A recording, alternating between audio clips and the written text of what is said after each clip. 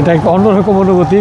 আমরা মোটরসাইকেলে করে এই আমের বাগানের ভিতর দিয়ে যাচ্ছি, আমের সাথে পানি খাচ্ছি, এই অবস্থা। মাশাআল্লাহ প্রচুর আম।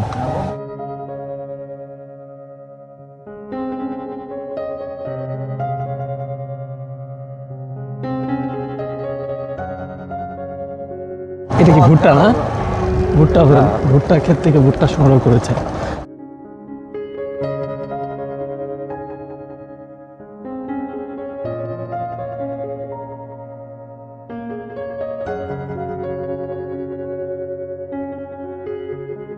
আলহামদুলিল্লাহ, সারাদিন আমরা চরে ঘোরাফেরা করলাম। আমার সাথে ছিল আমার কলিগ আশিক।